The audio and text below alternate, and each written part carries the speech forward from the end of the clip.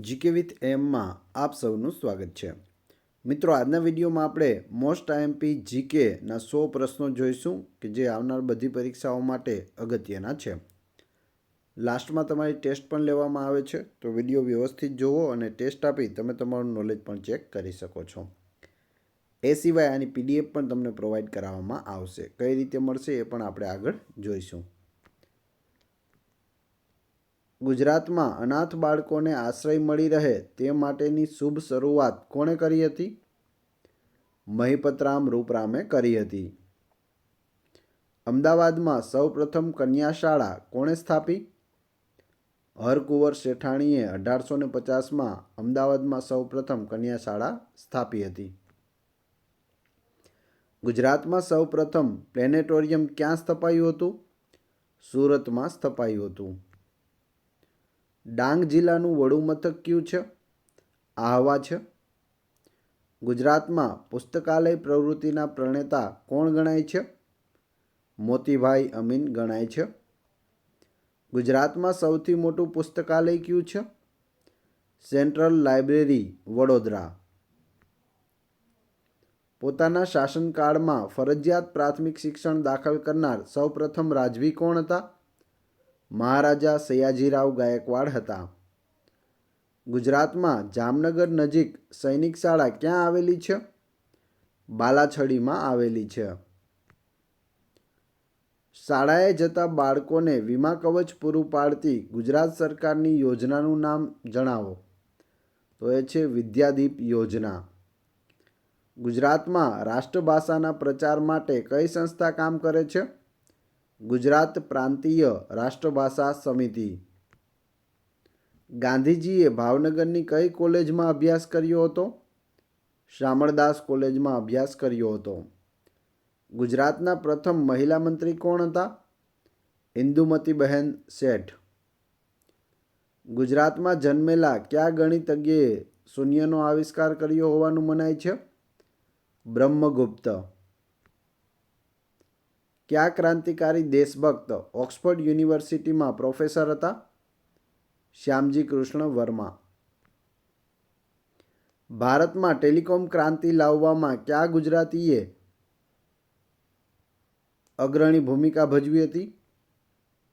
સામ પિત્રોડાએ અગ્રણી ભૂમિકા ભજવી હતી. સ્ત્રીઓને સ્વાવલંબી બનાવવા માટે સ્થપાયેલી જ્યોતિસંઘ સંસ્થાના પ્રણેતા કોણ હતા? ચારુમતી યોદ્ધા હતા. ગુજરાતમાં કઈ સંસ્થા પૌરાણિક હસ્તપ્રતો અને શિલાલેખોની જાળવણી અને સંશોધનનું કામ કરે છે? તો એ છે લાલભાઈ દલપતભાઈ ઇન્ડોલોજી. ગુજરાતમાં સૌપ્રથમ સુતરાઉ કાપડની મિલની સ્થાપના કોણે કરી હતી? રણછોડલાલ છોટાલાલે 1860માં સુતરાઉ કાપડ મિલની સ્થાપના કરી હતી. મિત્રો, વિડીયો પસંદ આવી રહ્યો હોય તો લાઈક અવશ્ય કરી દેજો અને ચેનલ ઉપર નવા હોય તો ચેનલને સબસ્ક્રાઈબ કરવાનું ના ભૂલશો. મહાગુજરાત આંદોલન કોની આગેવાની હેઠળ થયું હતું? ઇન્દુલાલ યાજ્ઞિકની આગેવાની હેઠળ. પ્રાચીન ગુજરાતની વિશ્વવિખ્યાત વિદ્યાપીઠનું નામ જણાવો. તો એ છે વલ્લભી વિદ્યાપીઠ. ગુજરાત વિધાનસભાના પ્રથમ અધ્યક્ષ કોણ હતા? કલ્યાણજી મહેતા હતા. ગુજરાત રાજ્યના સૌપ્રથમ રાજ્યપાલ કોણ હતા? મહેંદી નવાજ જંગ. ગુજરાત રાજ્યના સૌપ્રથમ મુખ્યમંત્રી કોણ હતા? ડૉક્ટર જીવરાજ નારાયણ મહેતા હતા. ગુજરાતમાં વિધવા વિવાહ પર નિબંધ લખવા બદલ કયા સુધારકને ઘર છોડવું પડ્યું હતું? કરસનદાસ મૂળજી. હાલમાં તેમનું મૂવી પણ આવેલું છે, તમે જોયેલું હોય તો કરસનદાસ મૂળજીનું. ગાંધીજી કોને ચરોતરનું મોતી કહેતા હતા? મોતીભાઈ અમીનને. ગુજરાતના પ્રથમ ભૌતિક વૈજ્ઞાનિક કોણ હતા? ડૉક્ટર વિક્રમ સારાભાઈ હતા. સોલંકી વંશના રાજવી કુમારપાળે કોની પ્રેરણાથી જૈન ધર્મ અંગીકાર કર્યો હતો? હેમચંદ્રાચાર્યની પ્રેરણાથી. કવિ કલાપીનું પૂરું નામ શું હતું? સુરસિંહજી તખ્તસિંહજી ગોહિલ. લાઠીના રાજા હતા તેઓ. સાબરમતી આશ્રમમાં હૃદયકુંજ કોનું નિવાસસ્થાન છે? ગાંધીજીનું નિવાસસ્થાન છે. સાબરમતી આશ્રમ છે તે સાબરમતી નદીના કિનારે અમદાવાદમાં આવેલો છે. હિન્દ છોડો આંદોલન દરમિયાન ગુજરાત કોલેજમાં ત્રિરંગો લહેરાવવા જતાં કોણે શહીદી વહોરી હતી? વિનોદ કિનારીવાલાએ. સહજાનંદ સ્વામીનું મૂળ નામ શું હતું? ઘનશ્યામ હતું. સરદાર સરોવર યોજનાનો શિલાન્યાસ કોના હસ્તે થયો હતો? પંડિત જવાહરલાલ નહેરુના હસ્તે.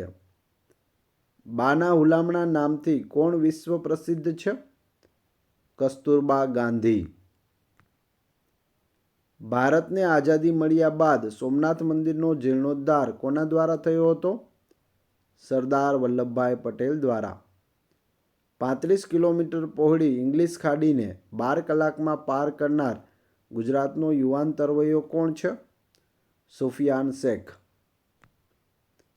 જગપ્રસિદ્ધ રિલાયન્સ ઇન્ડસ્ટ્રીઝના આદ્ય સ્થાપક કોણ હતા? ધીરુભાઈ અંબાણી.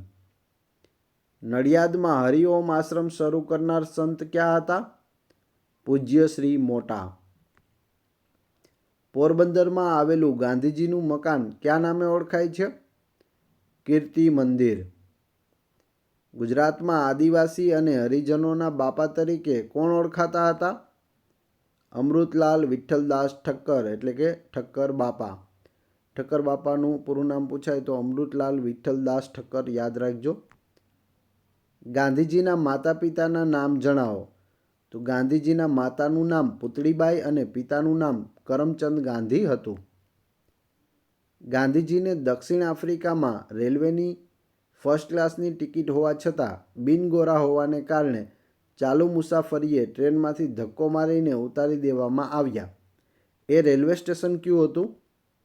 તો એ હતું પીટર મારિટ્ઝબર્ગ. પરદેશમાં સૌપ્રથમ ભારતીય રાષ્ટ્રધ્વજ ફરકાવનાર ગુજરાતી કોણ હતા?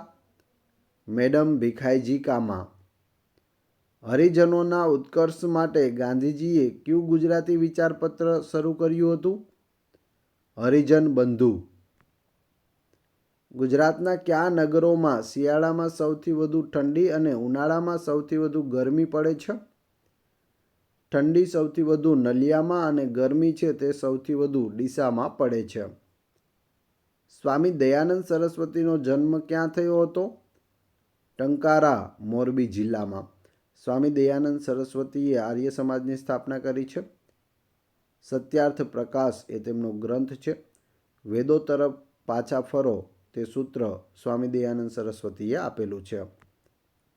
નરસિંહ મહેતાની દીકરીનું નામ શું હતું? કુંવરબાઈ હતું. સ્વામી દયાનંદ સરસ્વતીએ રચેલા ગ્રંથનું નામ જણાવો. તો એ ગ્રંથ છે સત્યાર્થ પ્રકાશ. અમદાવાદ હવાઈ મથકને ક્યારથી આંતરરાષ્ટ્રીય હવાઈ મથકનો દરજ્જો મળ્યો? 26 જાન્યુઆરી 1991થી તેને આંતરરાષ્ટ્રીય હવાઈ મથકનો દરજ્જો પ્રાપ્ત થયો છે.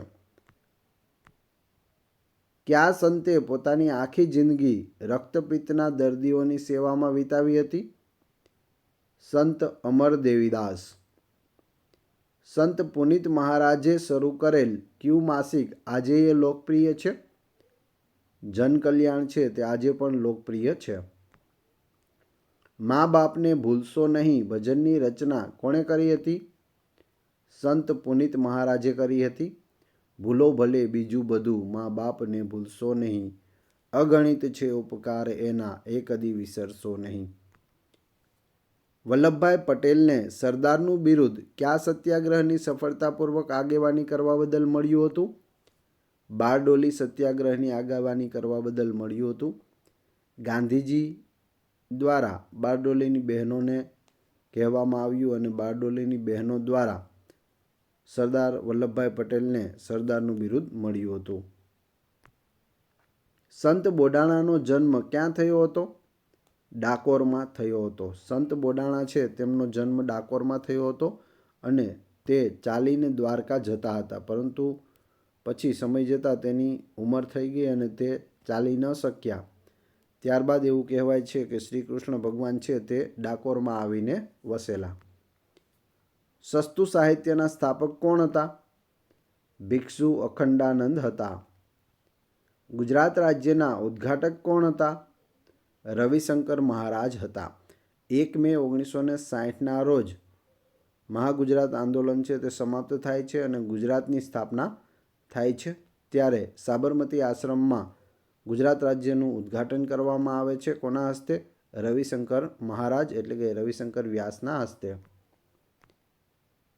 ગુજરાત વિધાનસભાના મકાનનું નામ કયા મહાનુભાવના નામ ઉપરથી છે? તો વિઠ્ઠલભાઈ પટેલના નામ પરથી છે. આપણી વિધાનસભા છે તે ગુજરાતમાં ગાંધીનગરમાં આવેલી છે. તેનું નામ સરદાર વલ્લભભાઈ પટેલના મોટા ભાઈ વિઠ્ઠલભાઈ પટેલના નામ પર રાખવામાં આવેલું છે. અમદાવાદનું કાંકરિયા તળાવ કોણે બંધાવેલું? સુલતાન કુતબુદ્દીન અહમદ શાહે બંધાવ્યું હતું અમદાવાદનું કાંકરિયા તળાવ કુતબુદ્દીને. તેને હોજે કુતુબ તરીકે ઓળખવામાં આવતું હતું. ભક્ત કવિયત્રી ગંગા સતીનું વતન કયું હતું? સમઢિયાળા હતું. ભાવનગર જિલ્લામાં આવેલું છે. કયા જાણીતા ચિત્રકારે સાંસ્કૃતિક સામયિક કુમારની શરૂઆત કરી હતી? રવિશંકર રાવળે, જેને કલાગુરુ તરીકે ઓળખવામાં આવે છે. ડાકોર મંદિરની સાથે કયા સંતની ભક્તિ કથા જોડાયેલી છે? સંત બોડાણાની, આપણે જે હમણાં જ વાત કરી દ્વારકાવાળી તે. પૂજ્ય મોટાએ લોકોને કયા મંત્રની સાધના કરવા કહ્યું? હરિ ઓમ. તમે ભલે દુબળા હો પણ કાળજું વાઘ અને સિંહનું રાખો, એવું કહેનાર નેતા કોણ હતા? સરદાર વલ્લભભાઈ પટેલ હતા. સ્વામિનારાયણ સંપ્રદાયના સ્થાપક કોણ હતા? સહજાનંદ સ્વામી હતા. ન્યાય જોવો હોય તો મલાવ તળાવ જુઓ. આ મલાવ તળાવ કયા શહેરમાં આવેલું છે? ધોળકા શહેરમાં આવેલું છે. જિલ્લો અમદાવાદ આવશે. રણજી ટ્રોફી કોના નામ સાથે સંકળાયેલી છે? જામ રણજીતસિંહજીના નામ સાથે સંકળાયેલી છે, જેઓ જામનગરના રાજા હતા. ગાંધીજીના અંગત સચિવ કોણ હતા? મહાદેવભાઈ દેસાઈ હતા. ઈસવીસન 640માં ગુજરાતના પ્રવાસે કયો ચીની પ્રવાસી આવ્યો હતો? યુએન સાંગ આવ્યો હતો. ઈસ્ટ ઇન્ડિયા કંપની પ્રથમ વખત સુરતમાં આવી ત્યારે ગુજરાત પર કોનું રાજ હતું? જહાંગીરનું રાજ હતું. જહાંગીરે પરવાનગી આપી હતી ગુજરાતમાં અને ભારતમાં વેપાર કરવાની ઈસ્ટ ઇન્ડિયા કંપનીને. વિશ્વ પ્રસિદ્ધ ગુજરાતી બિલિયર્ડ ખેલાડીનું નામ જણાવો. તો એ છે ગીત શેઠી. જાણીતા નાટ્યકાર જયશંકર સુંદરીનું મૂળ નામ જણાવો. જયશંકર ભોજક. ગુજરાતનો સૌથી મોટો બંધ કયો છે? સરદાર સરોવર ડેમ. ચકોર તરીકે ઓળખાતા ગુજરાતના જાણીતા કાર્ટુનિસ્ટનું નામ જણાવો. તો એ છે બંસીલાલ વર્મા. ગાંધી જયંતિ 2 ઓક્ટોબર દુનિયાભરમાં અન્ય કયા નામે પણ ઉજવાય છે? આંતરરાષ્ટ્રીય અહિંસા દિન તરીકે તેને ઉજવવામાં આવે છે 2 ઓક્ટોબરને, જે ગાંધી જયંતિ છે. ગુજરાતી મૂળના કયા ઉદ્યોગપતિ ભારતની સૌથી મોટી સોફ્ટવેર કંપની વિપ્રોના ચેરમેન છે? તો એ છે અજીમ પ્રેમજી. મહાદેવભાઈ દેસાઈનું જીવન ચરિત્ર અગ્નિકુંડમાં ઉગેલું ગુલાબના લેખક કોણ છે? તેમના પુત્ર નારાયણ દેસાઈ છે. પૂછવામાં આવે અગ્નિકુંડમાં ઉગેલું ગુલાબમાં કોના વિશે વર્ણન છે? તો મહાદેવભાઈ દેસાઈના જીવન ચરિત્ર વિશે વર્ણન છે અને તેમના પુત્ર નારાયણ દેસાઈએ અગ્નિકુંડમાં ઉગેલું ગુલાબ લખેલું છે. ગુજરાતમાં 1000 બારીઓવાળો મહેલ ક્યાં આવેલો છે? રાજપીપળામાં આવેલો છે. ગુજરાતભરમાં બાળકોમાં પ્રિય એવી કાંકરિયાની બાલવાટિકાના સર્જક કોણ હતા? રૂબિન ડેવિડ હતા. અંબાજી તીર્થ કઈ પર્વતમાળામાં આવેલું છે? અરવલ્લી પર્વતમાળામાં. સાપુતારા કઈ પર્વતમાળામાં આવેલું છે? સહ્યાદ્રી પર્વતમાળામાં આવેલું છે સાપુતારા. પાલીતાણાના જૈન મંદિરો કયા પર્વત પર આવેલા છે? શેત્રુંજ્ય પર્વત પર આવેલા છે. ગુજરાત રાજ્યનો કયો પ્રદેશ ગુજરાતના બગીચા તરીકે ઓળખાય છે? મધ્ય ગુજરાત, સુરત શહેર કઈ નદીના કાંઠે વસેલું છે? તાપી નદીના કિનારે. સયાજીરાવ મ્યુઝિયમ ક્યાં આવેલું છે? વડોદરામાં આવેલું છે. ગુજરાતની શાળાઓમાં મધ્યાહન ભોજન યોજના કયા મુખ્યમંત્રીએ દાખલ કરી હતી? માધવસિંહ સોલંકીએ દાખલ કરી હતી. સીદી સૈયદની જાળી ક્યાં આવેલી છે? અમદાવાદમાં આવેલી છે. ઇન્દ્રોડા પાર્ક પ્રાણી સંગ્રહાલય ક્યાં આવેલું છે? ગાંધીનગરમાં આવેલું છે. ગુજરાતનો કયો જિલ્લો વિસ્તારની દ્રષ્ટિએ ભારતભરમાં સૌથી મોટો ગણાય છે? કચ્છ જિલ્લો છે, જે ભારતનો સૌથી મોટો જિલ્લો છે.